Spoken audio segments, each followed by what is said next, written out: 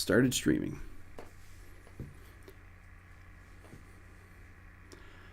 What's up, everyone? I'd like to start out today's live stream by saying thank you to everyone for the excellent, just beautiful comments on my video about my Aunt Penny. That was really meant a lot to myself and my family. So thank you to everyone that left condolences and all the great comments. Today's discount code, Beato book, Instagram, YouTube transcription bundle, which is actually going to be very apropos for today since I'm going to talk about, this is going to be a guitar lesson. I actually don't ever talk about these as guitar lessons. This is actually going to be a legitimate guitar lesson here. Conceptual and how to play things, kind of how to imagine chord structures on the guitar. The discount code is RB125.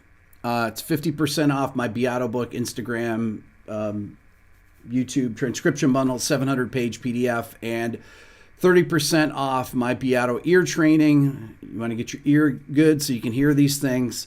But I have a guitar neck on here. I have a couple little things that we're going to be using. Oh, I guess I got to move over this way a little bit. Maybe I can just move this. Wait, how do you do that? Okay, like that. Okay, so I'm going to play a video. Very simple thing I did on my Instagram. If you don't follow me on Instagram, it's @RickBeato1. It's a place I go to practice and work on new ideas. And this is one of my quick lessons. I have probably, these are all in my Instagram transcription bundle. I have probably, how many, Billy, on there? 50 or so? I don't know. A lot. I have a lot. This is one from this week. This is about enclosures, but I'm going to talk about a thing that I play at the very end. Let me play this for you, and then we're going to talk about it. So here we go. Like that. Quick lesson. You can make your playing more interesting if you use surround tones. And I don't mean in a jazz way. A jazz player, let's see if there's no G. They'll use this double chromatic approach. 2 notes below, 2 above, 1 below, and to the target note. You can do it diatonically and it sounds much more melodic.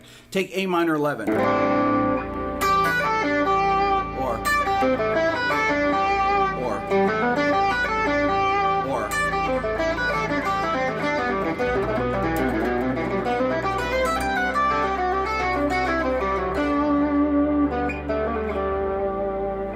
Like that. Okay, so one of the things I want to talk about related to this has to do with what is happening in the at the end when I start playing over the static chord progression there. Let me get this one thing out of the way here. Oh, whoops, wrong thing. There we go.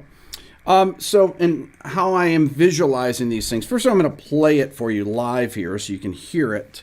I had to go back and learn it, right? So I'm playing over an A minor 11 chord. I'm going to use my freeze pedal, and I did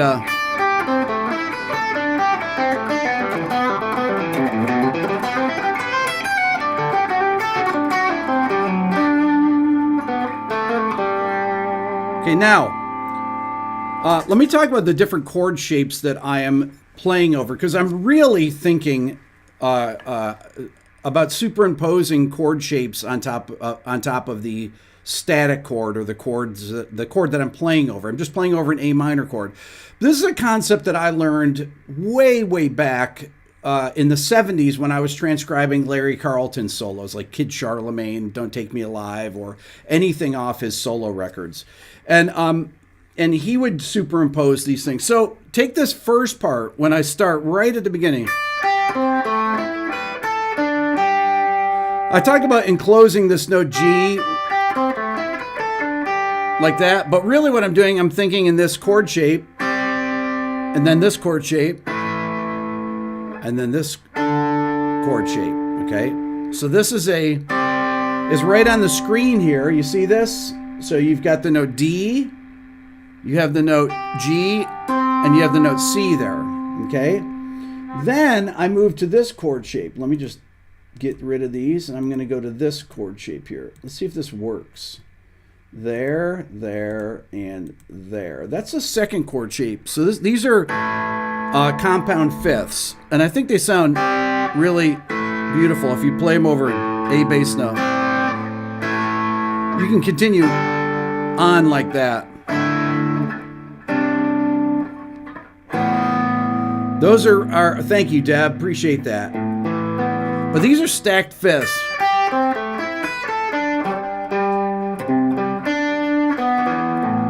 And that's a really beautiful sound, very open, very modern sound. So I put a couple of those together.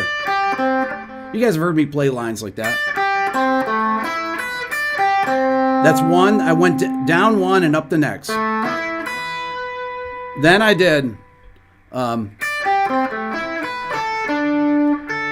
this fifth interval, but that's really kind of like a suspension to get to that note.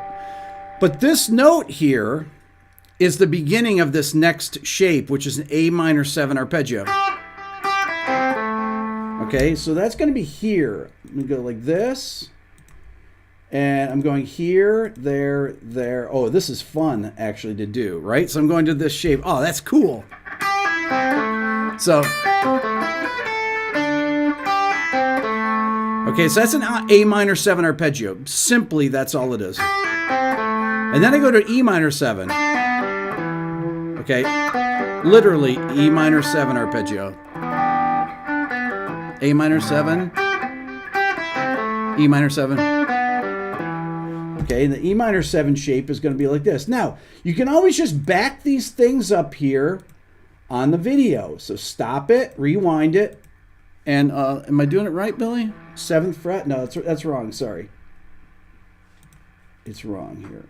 It's I'm not used to this. It's so da. Oh, it goes down to the 4th fret. Okay, there we go. Okay, that's E minor 7 there. Okay. What just happened to that? Just moved. You notice that? Hold on. Sorry everyone. Let me fix this thing here. So this E minor shape here, whoops. There we go. This E minor 7 chord here is the next shape, and then I come out of that, then I come into the C major, A minor 9.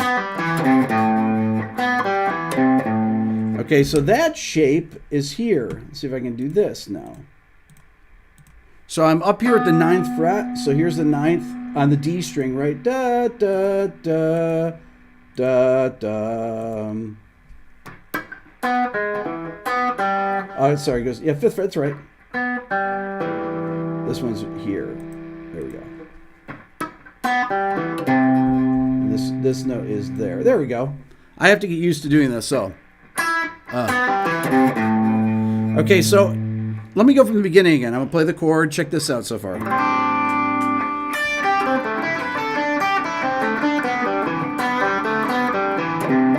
So on that thing right there, I did. So that's my chord shape there, my arpeggio shape. So I use the root again in there. Because what you don't want to do, if you string these things together, you can. That sounds cool too, but. Okay, and that line then leads me into this next thing where I move up a C major 7 arpeggio. Starting on the 7th. Up the octave, 3 octaves of it. So what you want to do is you want to start to visualize these things all across the neck where they are, right? So here's my C major 7 here. Then I move up. Then I move up here, right? Same shape again. Then I move up here. I'm at the 12th fret and I do the same thing. Now you have to adjust for the fret. See, so I'm seeing this. I'm seeing those 3 different C major 7 shapes, but they are all the exact same shape like you would play on the piano, for example. When I say shape, I mean 1, 2, 4, 5, or I'm saying 1, 2, 1, 5, 1, 2, 1, 5, 1, 2, 1, 5. Okay, those are. That's why it's good to practice things in arpeggios on 2 strings, because the fingerings never change. That's a really, really good thing to do. Let's do it with a chord.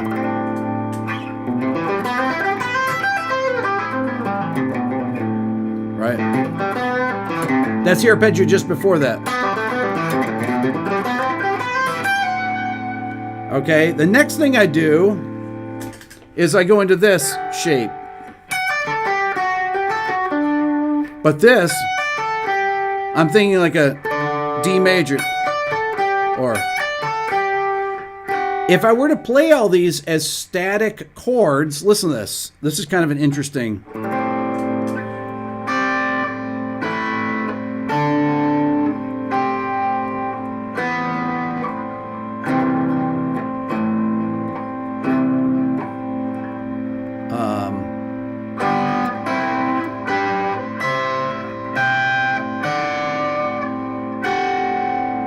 Right, so these are all the sounds.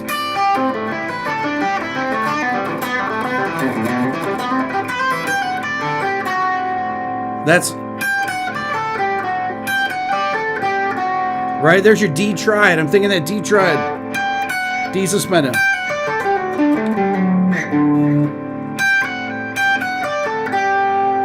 Or I fingered it this way. There's a D major chord is the next thing that I do, okay? So once again, it's all about being able to visualize these things. Now I'm clicking these off and I'm going to show you this, the shape up here. So I'm up here at the 15th fret. Da, da, da, then 10th fret. Da, da. So there's that shape, that D suspended shape there, okay? Then I resolve down to that F sharp, but I'm really thinking of this as D over A minor 11. Beautiful sound. Or this D sus.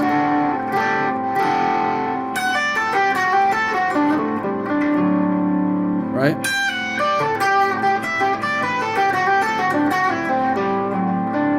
I love it.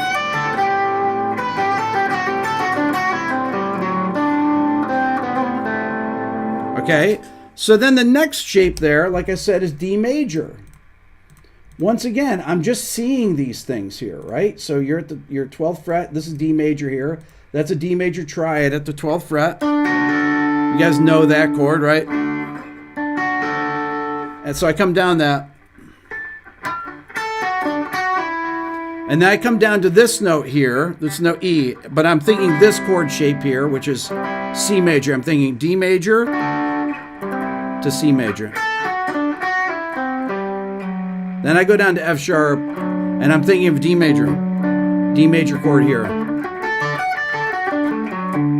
It's basically like the cage system, right?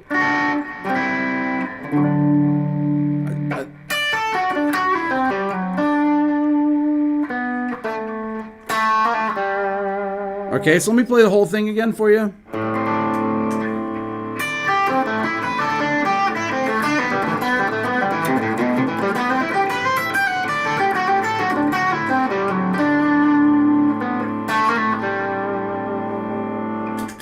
So one of the reasons that you practice these things, let me take this out of the way for a second.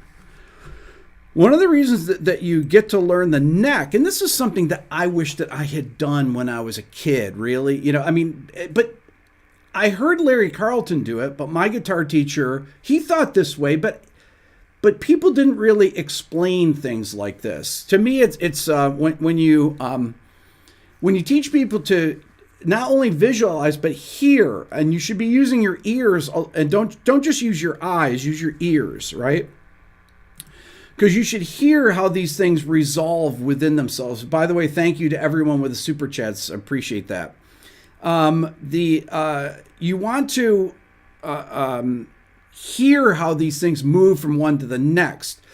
it's not just about stacking different arpeggios, it's about how they work together. This first part of it, as I talk about surround tones, I'm talking about taking this note G and I'm playing all these notes that lead to that note.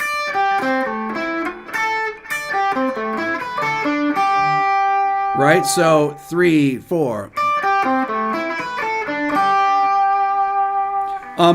Once again, let me now tell you, discount code for today's lesson is RB125, 50% off my Beato book Instagram transcription bundle. That is in there. This whole thing that I played for you, that's one of my Instagram improvs that I do in the morning. And like I said, I've got about 50 in there in the PDF. But once again, going back to these shapes, it's figuring out how these shapes work together. If I just take the first shapes again, the open fifths,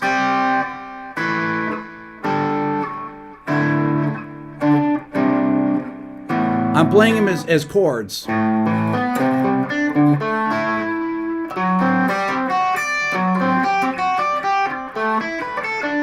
So I would practice my scales that way. These are all in my book too, all the fingerings for these things, right?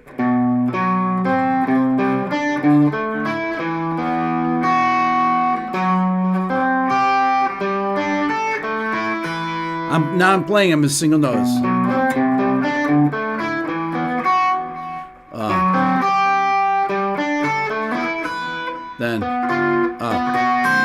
That one's, I like that one, it's cool. Or you play it like that.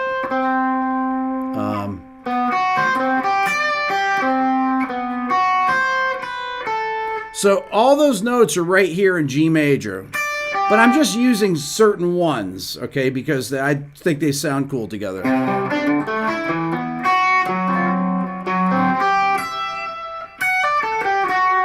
Right, so let me put the chord under it again. So I'll play some different triads. C major, G major, D major, C major, D major, C major, D sus, D major, C major, G major, D major.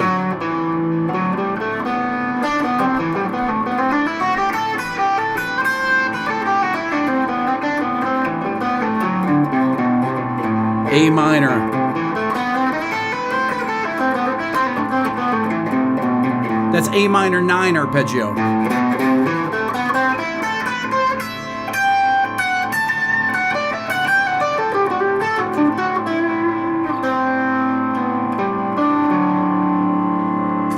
Okay, so that's one of the benefits of practicing arpeggios. Learning them all over the fingerboard is that when you start putting them together, you can create these beautiful sounding lines like that without, without resorting to, where you can really improvise between them, where you don't just have to play pre-planned licks. If you know where all the notes are and have a frame of reference for things that sound good and know how to connect them, it makes it really easy to improvise, okay? So the first thing is to actually just learn where these notes are, right? So I would take this position, let's say. This is just G major. I'm thinking A Dorian.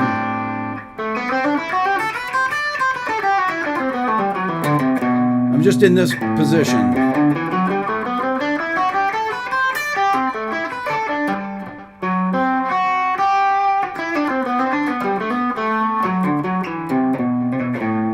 And I'm improvising in that using different little arpeggios, right? I'm coming down the scale.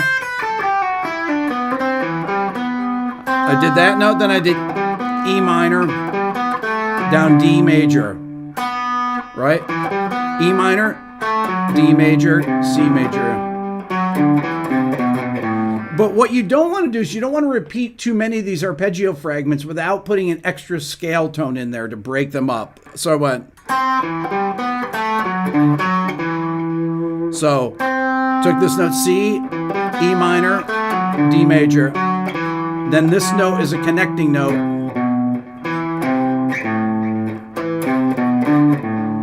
Down to A minor. want to hear that on a downbeat. So once again.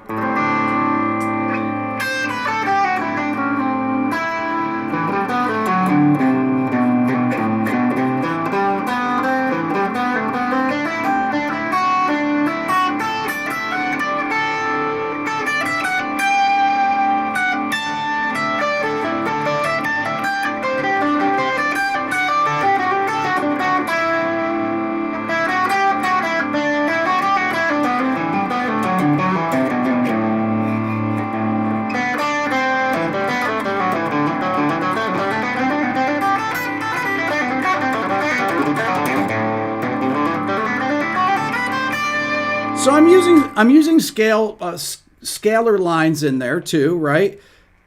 Combining them with intervallic lines with that are using just these chord shapes, right? So that is how you can start to improvise more freely. What you want to do is you want to start with one scale. Okay, I was only using G major.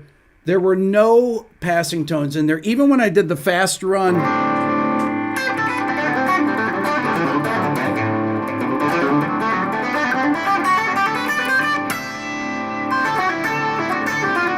So all this.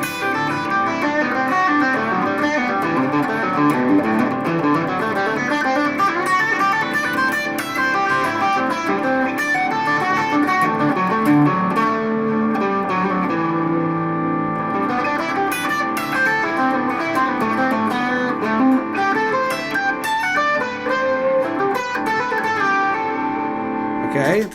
So I'm connecting scales, I'm connecting these little arpeggio fragments or chord shapes that I call superimpositions, right? And once again, all this stuff is in my Beato book.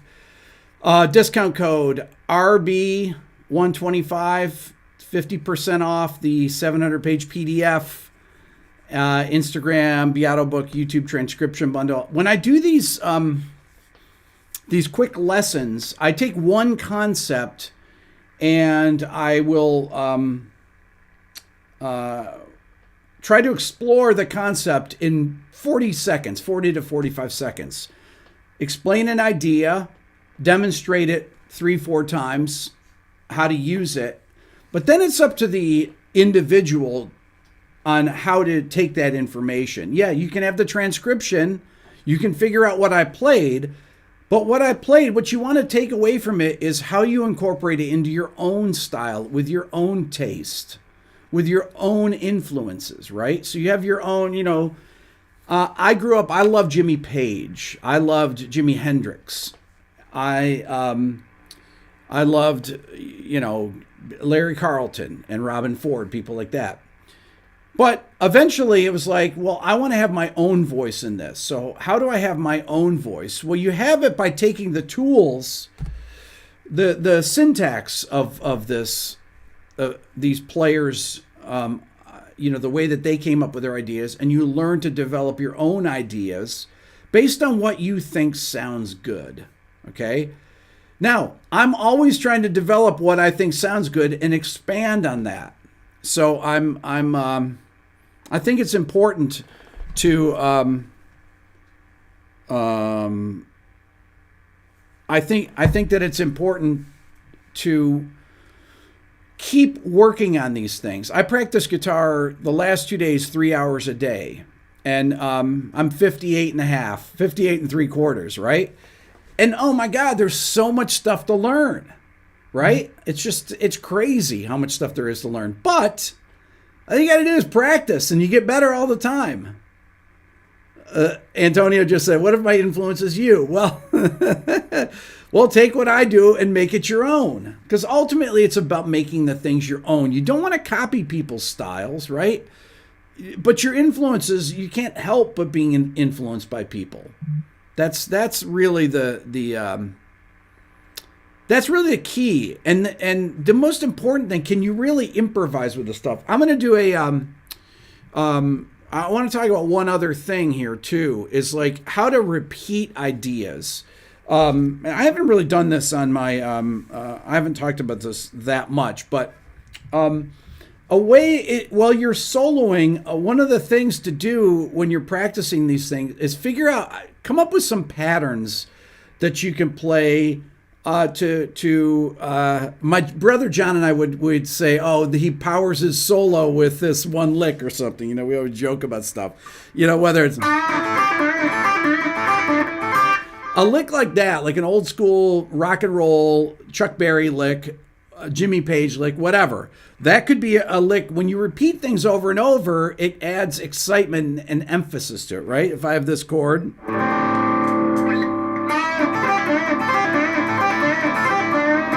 Right? But you can take other things. That's a repeated pattern. I'm just using.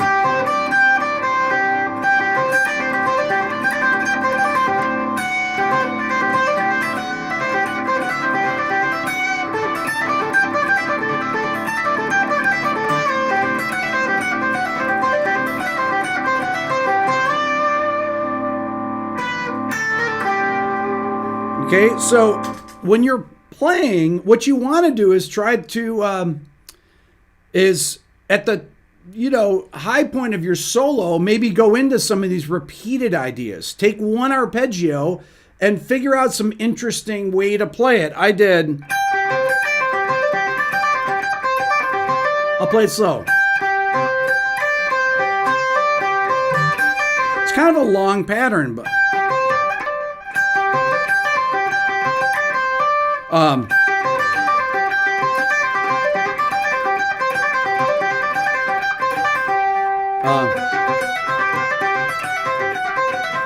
Or that's tricky. Or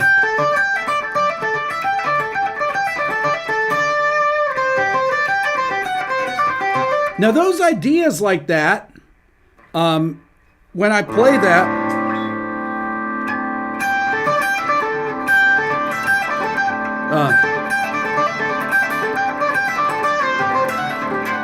when I'm doing that, what I'm really thinking is this.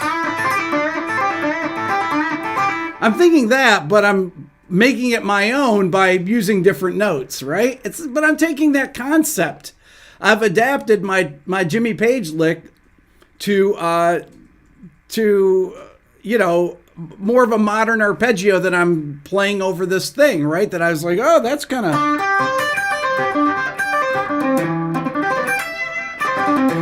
Right? And it's like, wow, if you repeat that, it sounds really cool. Right? If I have that chord,